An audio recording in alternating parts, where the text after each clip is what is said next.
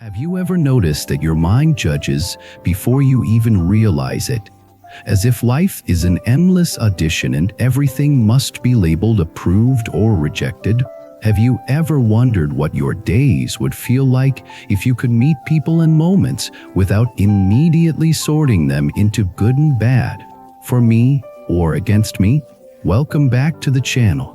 Today we are exploring equanimity as the wisdom of non-discrimination, a teaching often offered in a very gentle voice, yet carrying the force of a deep revolution. Because what hurts most of us is not only what happens, but how quickly our mind divides reality into camps and then lives inside that division. Equanimity is not indifference. It is the capacity to see clearly without the distortion of automatic preference and automatic rejection. It is the practice of meeting life as it is, so that compassion can be real and wisdom can be stable. Let me begin with a story, because the mind understands itself best when it eases itself in motion. Imagine someone named Lena. Lena is kind, sensitive, and intelligent. But her inner world is rarely quiet, not because she's doing anything wrong, but because her mind is constantly measuring. This person likes me, this person does not. This moment is a success, this moment is a failure. This feeling is allowed, this feeling is unacceptable. She thinks she is simply being realistic. She thinks this is how you stay safe. But inside, the constant measuring feels like friction, a quiet oriness that never fully goes away. One morning Lena rides public transit. A stranger bumps her shoulder without apologizing. In a second the mind flares. Rude, disrespect. People are awful. She feels heat in her chest. She grips her bag tighter. She looks at the stranger with a hard face. The stranger looks tired, eyes down, moving quickly, as if late. Lena does not notice these details because the label arrived first and the label became a wall. Later that same day, Lena is at a cafe. A barista smiles and gives her a small extra tea with her drink. Instantly the mind labels. Nice. Good. I like this person. Lena feels a warm rush. She wants to return tomorrow. She wants more of that warmth. She is not wrong to enjoy kindness, but notice the pattern. The mind is constantly grabbing and pushing, making little altars and little enemies. By evening, Lena feels drained. She cannot explain why. Nothing terrible happened, yet her mind feels like it ran a marathon. That night, she searches for teachings on peace. She finds a short talk on equanimity as non-discrimination. The teacher says something that stops her breath for a moment. Your mind creates separation, and then you suffer inside the separation. When you stop discriminating, you stop creating enemies, and your heart becomes spacious. Lena does not fully understand yet, but she senses truth, because she knows the suffering of constant inner judging. She knows how quickly she turns life into a battlefield, so she decides to practice. At first she thinks practice means forcing the mind to stop judging. That is a trap. When you try to force the mind to stop judging, you create a second judge that judges the judging. Then you have more conflict, not less. The wiser practice is to notice judging with gentleness, to see it, to smile at it, to let it be there without obeying it. The next day, Lena tries something simple. She walks outside and pays attention to the first label that appears. She sees a person walking slowly and her mind says to slow. She catches it. She does not attack herself. She simply notices. The judging mind is here. Then she brings attention to her breath. She feels the air enter.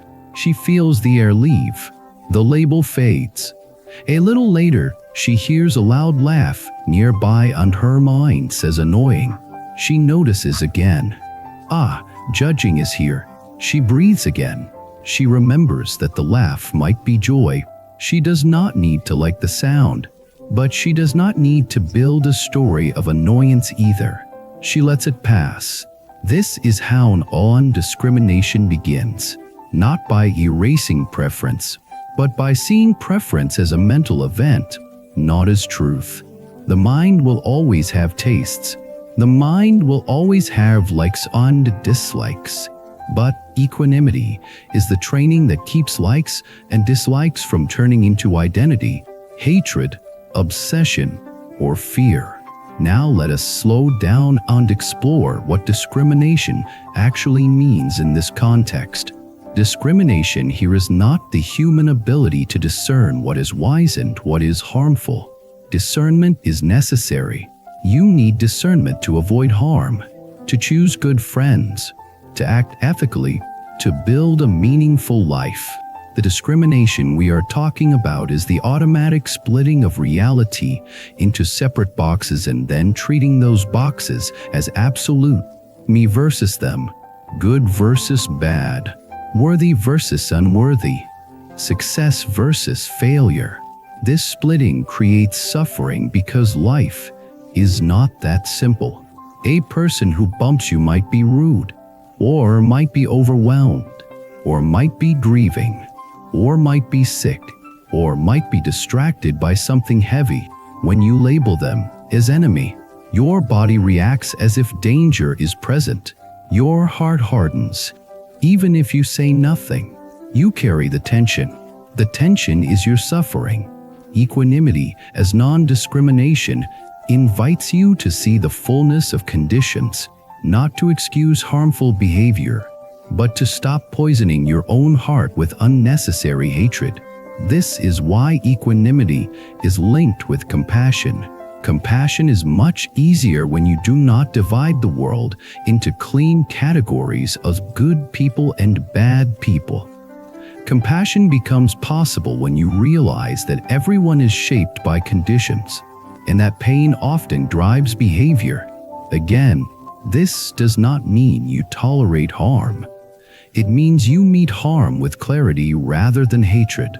Lena begins to see how discrimination shows up not only toward others, but toward herself.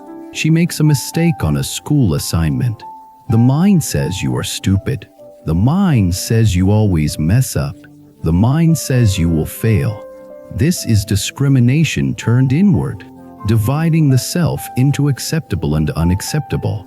Lena notices how quickly she becomes her own enemy, so she tries the same practice. She notices the judgment. She breathes. She names the feeling. Shame, fear, tight throat, hot face. She reminds herself that a mistake is a mistake, not an identity. Then she takes a wise action. She corrects the assignment. She asks for help if needed. She moves forward. This is equanimity. It is not passivity. It is non-discrimination paired with wise action. Now let us connect this to the body because the body reveals discrimination very clearly. When the mind labels something as threat, the body tightens. When the mind labels something as desirable, the body leans forward. The body is not wrong. It is responding to the mind. But the mind is often responding to old conditioning. Lena begins to practice noticing the body response as early as possible. She notices a tiny tightening before a harsh thought. She notices a shallow breath before irritation. She notices a pulse in the chest before anxiety. These are early warning signals. When she catches them early, she can soften. She can breathe. She can stop the story from growing. This is a key practice for anyone who wants a peaceful heart. Do not wait until the emotion is huge. Train the earliest moments. But there is another subtle layer that makes equanimity as non-discrimination powerful. It changes how you see time. Most discrimination is future fear or past regret wearing a costume. The mind labels the present based on what it fears will happen or what it remembers happened. It is rarely just meeting the moment. Non-discrimination brings you back to now. Lena tries a simple walking practice. Each step, she feels the foot touch the ground. She feels the weight shift. She hears the sounds without naming them good or bad. She sees the sky without calling it boring or beautiful.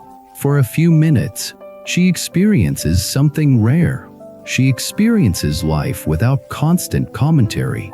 And in that space, peace appears, not as excitement, not as a high, as a quiet ease. This is why equanimity is sometimes described as peace of mind. When you stop fighting reality with labels, the mind stops exhausting itself. Now, a common misunderstanding is that non-discrimination means you have no opinions, that you become blank, that you become passive. That is not true. You can have clear values and still be non-discriminatory in the sense we are discussing. You can know that kindness is better than cruelty. You can know that honesty is better than deception. You can know that compassion is better than hatred. These are values. Equanimity supports values by preventing reactivity from corrupting them. Without equanimity, values can become weapons. People defend kindness with anger, defend justice with hatred, defend truth with contempt. Then the mind becomes poisoned, even while claiming virtue. With equanimity, you can act strongly from values without hatred. You can speak firmly without cruelty. You can draw boundaries without dehumanizing. Lena learns this in a conflict with a friend. The friend says something hurtful. Lena feels anger.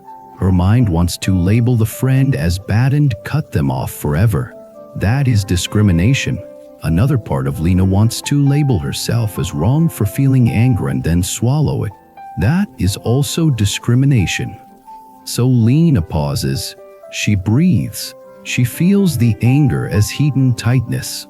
She lets it be present without acting it out. Then she speaks from clarity. She says, "When you said that, it hurt me. I want to understand what you meant. And I also need you to speak differently to me." The friend is surprised but listens. The conversation is not perfect, but it is honest. Lena leaves with less poison in her heart. This is equanimity protecting relationship. Now let us talk about the deeper roots of discrimination. Why does the mind do this in the first place? Because the mind wants control. Labeling feels like control. When you label someone as good, you think you can relax. When you label someone as bad, you think you can protect yourself by rejecting them.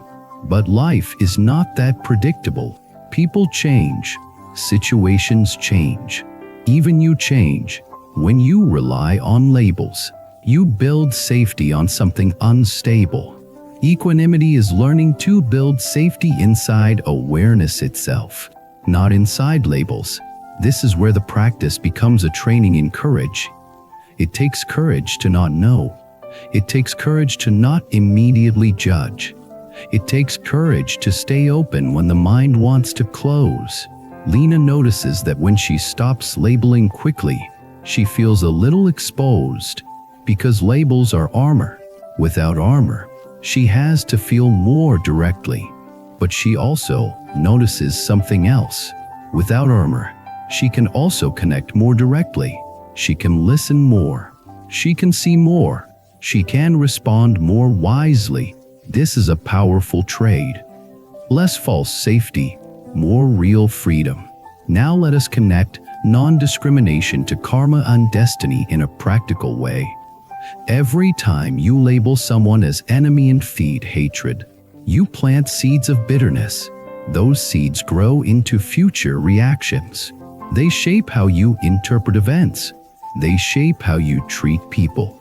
They shape your destiny as a person who lives inside separation. Every time you soften the label and see conditions, you plant seeds of understanding.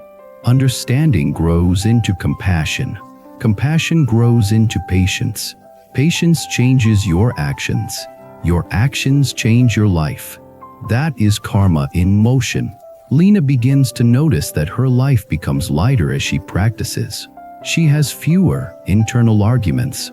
She spends less time replaying insults. She has more energy to study, to create, to rest. Her relationships become less dramatic because she is less reactive. This is destiny shifting, not by magic, but by the mind being trained to stop creating enemies. But let us be honest, this training is not easy. The mind has been judging for years. It will not stop in a day. So a key attitude is gentleness. When Lena catches herself judging, she does not scold herself. She smiles inwardly. Judging mind. She treats it like a habit, not a sin. Then she returns to breath. This is important because harshness is just another form of discrimination. Harshness divides the self into good and bad and punishes the bad. That does not create freedom. That creates more suffering. Non-discrimination includes yourself. Now, there is another aspect of equanimity as non-discrimination that is deeply healing. It changes how you relate to success and failure. Many people live as if success makes them worthy and failure makes them worthless. That is a brutal way to live. It creates constant anxiety. It makes you afraid to try.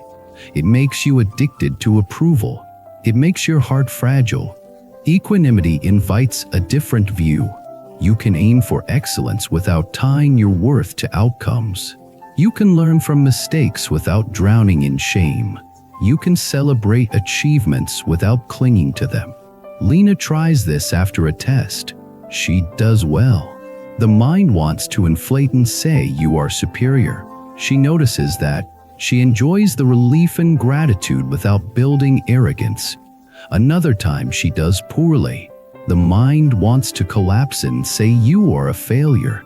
She notices that. She feels the disappointment without building identity. She studies differently next time.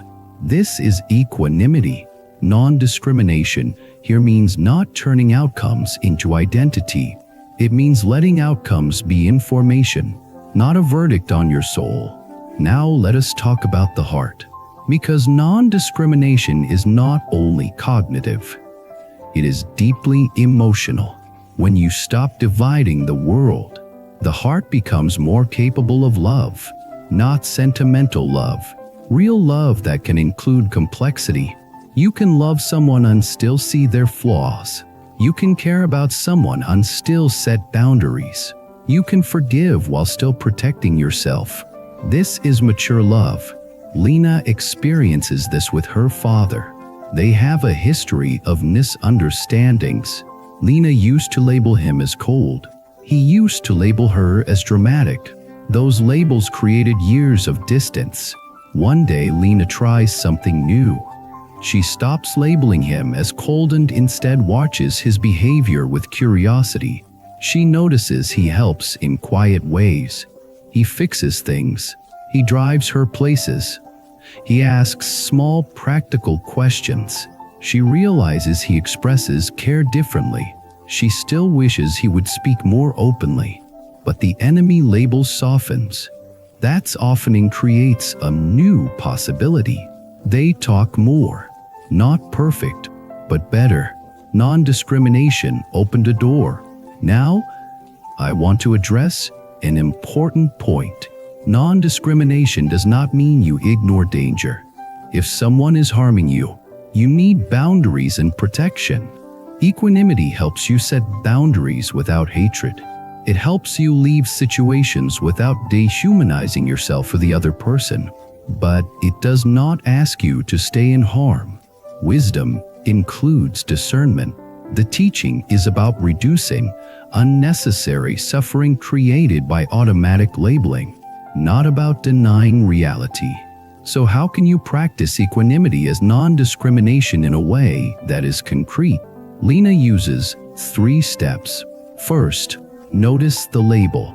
Good, bad, like, dislike, me, them. Second, feel the body response. Tightness, heat, leaning, pulling. Third, return to breath and widen awareness. Ask what else is true. What are the conditions? What might I not be seeing? What is the wise action? These steps are simple, but practiced daily they change the entire mind. Lena also adds a heart practice. When she notices judgment, she silently offers a wish of goodwill, not as a forced fake kindness, but as a reminder of shared humanity. May we be safe. May we be free from unnecessary suffering. This softens the heart so the mind does not harden into contempt. Over time, Lena notices she is less tired.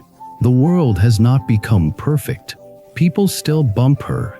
Baristas still smile. Friends still misunderstand. But the inner war is less. That is the real miracle. Not changing the outside world, but changing the inner relationship with it. Now let me close with a reflection that I hope stays with you. If you want equanimity, do not start by trying to be calm. Start by noticing how quickly you judge, because judgment is often the first spark of suffering. When you see the spark, you can stop feeding it. When you stop feeding it, the fire goes out by itself. Non-discrimination is not a philosophy. It is a daily act of freedom. Each time you choose to see more than your label, you become freer. Each time you choose to meet someone without making them an enemy, you become kinder. Each time you choose to meet yourself without hatred, you become stronger. Thank you for being here with me today. If you caught yourself judging while listening and then softened even a little, that is the practice working. If you have a story about how judgment affected your life, or a moment when you dropped a label and felt relief, share it in the comments. Your story might help someone else put down their inner weapon. Subscribe to the channel, like the video, and stay with us if you want more teachings that turn equanimity into real-life peace. Until next time, breathe gently, see widely, and keep practicing the freedom that begins when you stop dividing the world.